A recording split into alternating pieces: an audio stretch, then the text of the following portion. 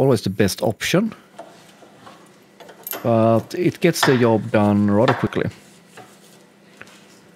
I always have my brackets together when I do things, so they get to have the same shape and look. And when drilling, I actually go and weld them together as well. If you haven't subscribed already, I highly recommend that you do that now. Press the subscribe button and don't forget to comment and like the video if you want that, and press the notification button as well. Some drilling, and here you can see that I have welded the pieces together. Some oil to cool it off. Unfortunately, this drill I'm using here is actually rather worn out. A final cleanup.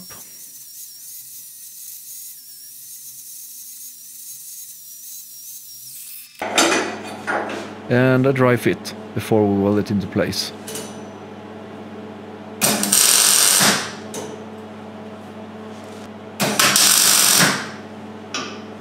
And yes, I could most likely have drilled a couple of holes in this brackets to make them a little bit nicer, neater and looker and lighter, but it takes time to do such measurements and everything. And this fits rather nicely, I would say. So I'm tacking the other side as well.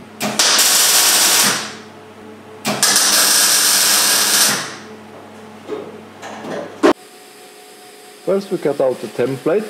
As you can see, it's a rather big template. And we have that piece of metal here. And we're going to drill 2 holes for the belt. But this one is way too heavy, as it is. And I could do it many different ways, but I want to do it this way today. So let's go and cut out some holes and lighten it up a little bit.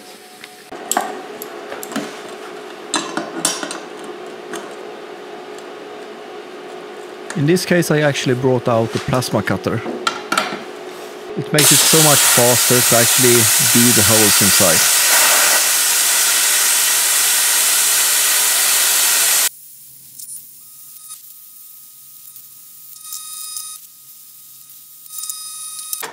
Then it's just a matter of cleaning it all up. Making sure all the edges inside are rounded and looks neat.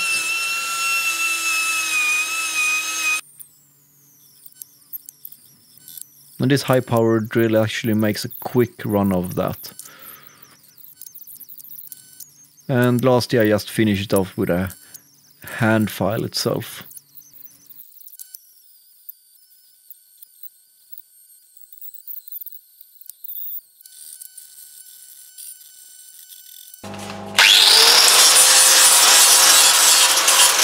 They are still beefy, still heavy, couple of holes to drill.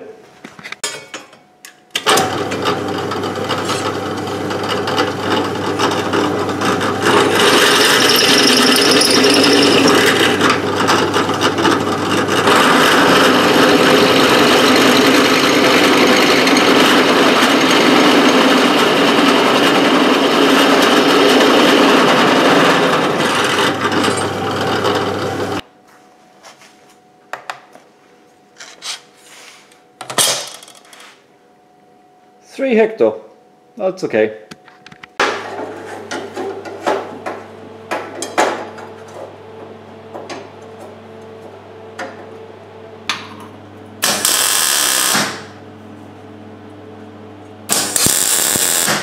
So everything for the belts is actually pretty much done now, except for the top end that will be in the actual thing on top. Let me show you. On top here you will have the top end where the belt will be attached.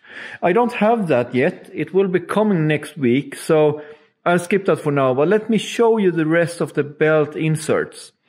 So here you will see the part that holds this roll and feeds it upwards, and you can see that this sticks out on the back side, but that will be covered really nicely when it's done.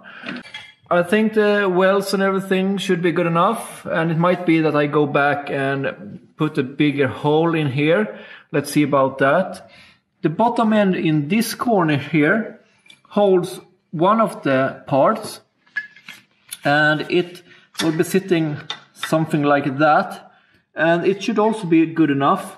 It's welded all the way around, and in the middle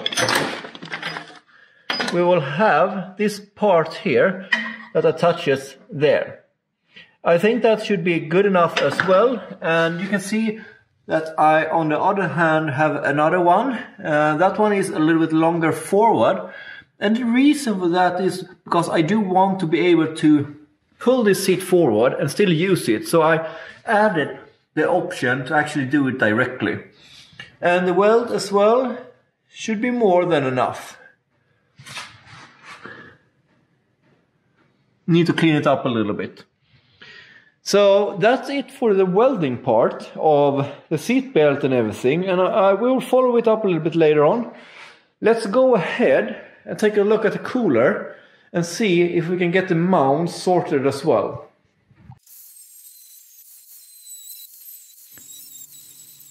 I start with making some more material to use here.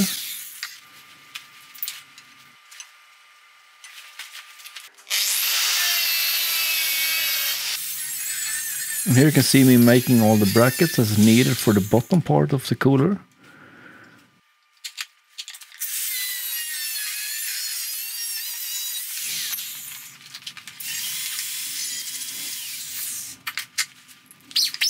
And cleaning off all the paint, of course, so you can weld it.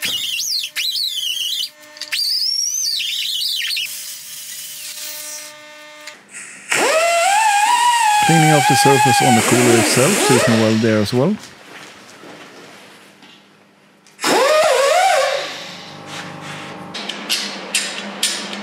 And clamping the brackets into place for welding.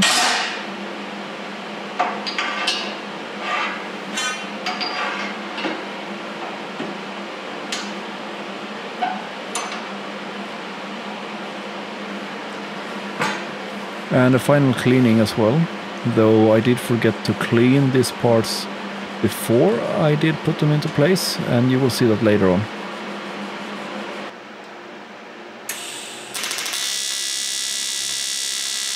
And as written, you can basically hear all the crap that comes out, and you can see it as well in the light. And I did touch the piece as well. So after mounting this together, I have this here, the insets, the screwing part, and down below here I have one as well.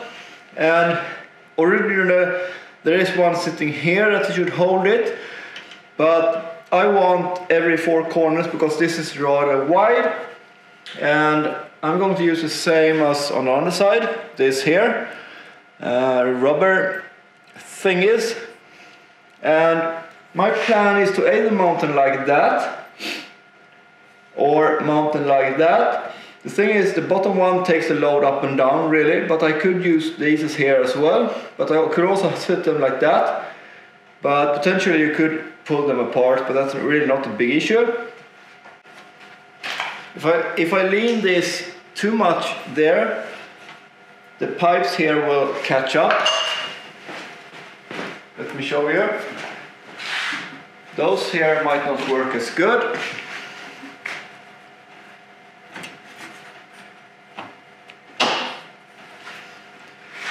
But leaning them like that should not be a problem, I think. At the same time, it doesn't give me any advantage really.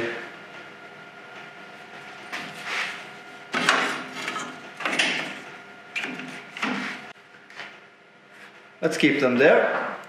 So we need to add something here and something there. And we're going to use the same aluminium brackets on top here that we weld together. And I think we will weld them rather closely to the cooler. The iron bracket down there a little bit longer. So let's cut this up and get a couple of pieces where I can weld onto here.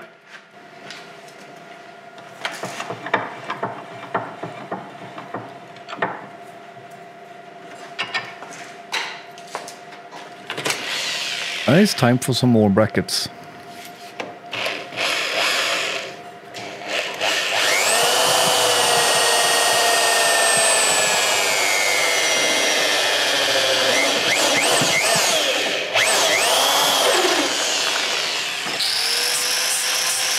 cleaning and shaping it up.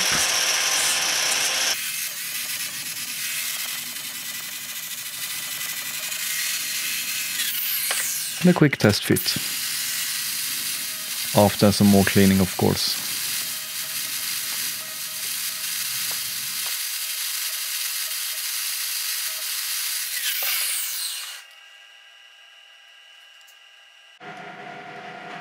I would say that that looks really good. I should work more than fine as long as it sits rather close.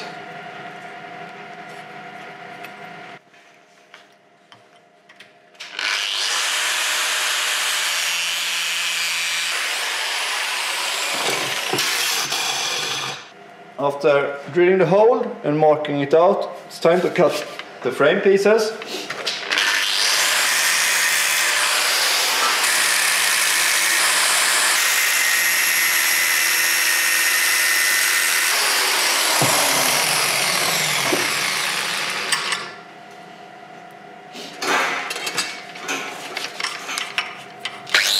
And even more cleaning.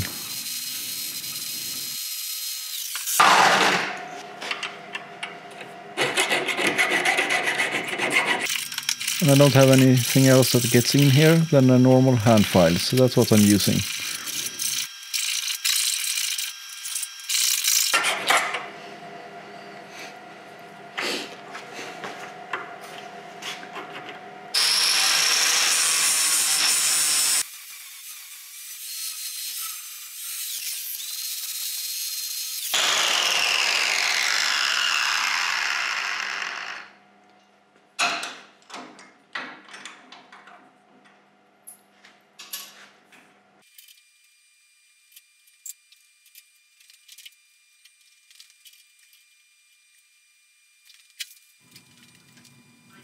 A lot of measuring and testing to make sure that everything sits where I want it to sit.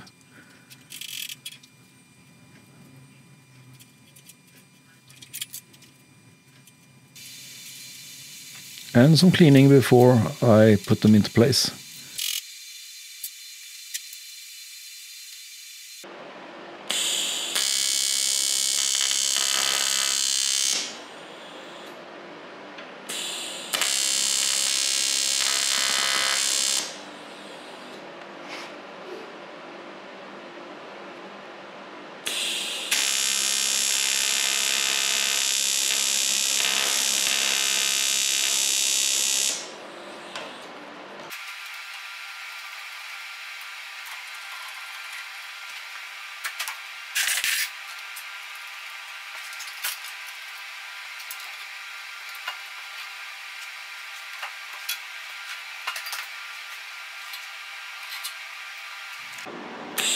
And not all welding goes as expected, and you will see it here. First of all, way too low current, so it didn't go through, and it looked terrible in the first run.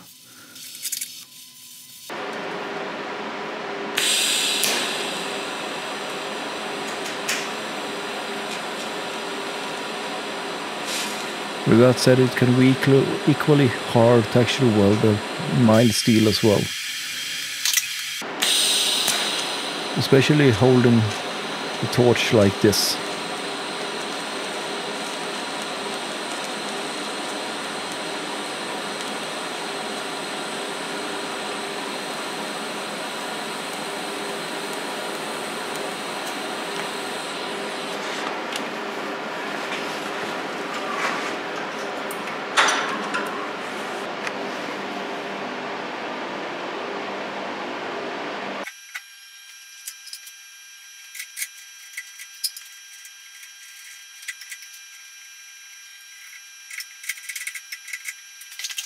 Let's mount everything back together. I'll start with the water cooler.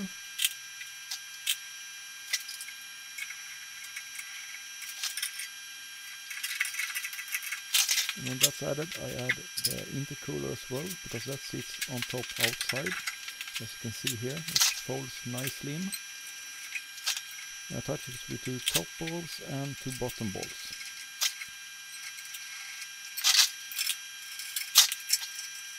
Everything hangs on those 4 rubber bushings. So here we have the cooler and intercooler installed. I think it is pretty good at least. What's left is the oil cooler, but it will not be sitting in the front. I will be putting that on the side instead. I'm not sure my aluminium welds are the greatest, but they will hold up. At least my other welding skills, I would say, sufficient. They look a little bit jerky, but the TIG welding should be good enough, I think. What's left on the cooler here is to change those to bigger ones. They are a tiny bit too small, so I'm going to cut up and add a bigger one on top here, and the same goes in the bottom. But with that said, I'm pretty happy with this, so we'll leave it there. It fits in the nose cone at least. So guys, that's it for this episode of the Locost Super 7 build. Today we cover the cooler parts where we added mounts for them, brackets and everything, and we also added a couple of brackets for the seat belts.